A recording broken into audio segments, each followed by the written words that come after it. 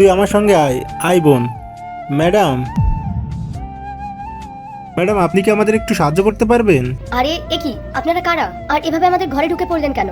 Madam, আমরা অনেক বড় বিপদে পড়েছি, আমাদেরকে একটু সাহায্য করুন না ম্যাডাম। সাহায্য? কি সাহায্য? ম্যাডাম, ম্যাডাম আমি না আমার বোনকে বিয়ে দিতে চাচ্ছি, আর তার জন্য আমি একটা ছেলেকে খুঁজতেছি। দেখুন দাদা, আমি বুঝতে পারছি যে আপনি আপনার বোনের বিয়ে দিতে চাইছেন, কিন্তু আমার হাতে তো সেরকম কোনো চেনা জানা ছেলে নেই যার সাথে আপনি আপনার বোনকে বিয়ে দিতে পারেন। না না ম্যাডাম, আপনাকে ছেলে খুঁজে দিতে হবে না।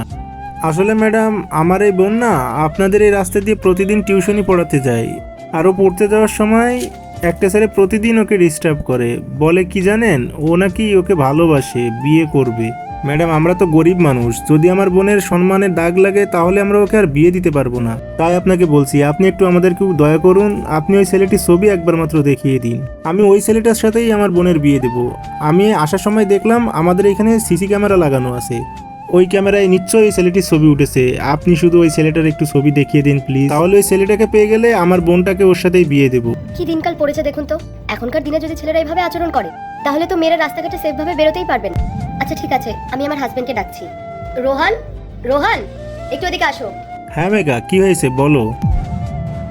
আর এনারা কারা, এখানে কি করছে? আসলে রোহান, ওনারা না একটু বিপদে পড়েছেন, তাই আমাদের কাছে এসেছিলেন সাহায্যের জন্য।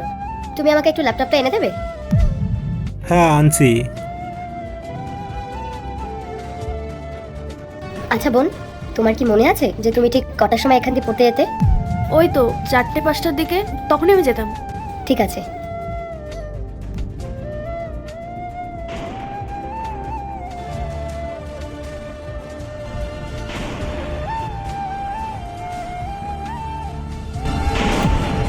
এরপর কি হয় সেটা দেখার আগে, যে মায়ের কাছে 10 টাকা চাইলে 20 টাকা দেয়, একটা রুটি চাইলে 10টা রুটি দেয়, সে মাকে যদি ভালোবেসে থাকেন অবশ্যই ভিডিওটি লাইক করে চ্যানেলটি সাবস্ক্রাইব করে দিবেন, আর কমেন্টে আই লাভ ইউ মা লিখে যাবে। রোহান, রোহান তুমি এটা কি করে করতে পারলে? আরে মেঘা প্লিজ আমার কথাটা তো শোনো। আমি তোমার কোনো কথা শুনতে চাই না।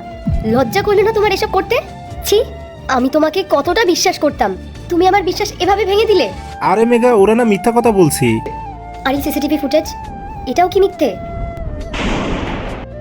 ক্ষমা করে দেবেন ম্যাডাম আমাদেরকে, কারণ আমি এখানে এসেছিলাম আমার বোনের বিয়ে দিতে নয়, যাতে সত্যিটা আপনাদের সামনে আনতে পারি, এটার জন্য আমি এখানে এসেছিলাম। আর আমি যদি সরাসরি এসে আপনাদেরকে বলতাম না, তাহলে কখনো আপনারা এটা বিশ্বাস করতেন না। ম্যাডাম আপনার কাছে ছোট্ট একটা অনুরোধ, আমার এই বোনটাকে যেন আপনার হাজবেন্ড আর ডিস্টার্ব না করে।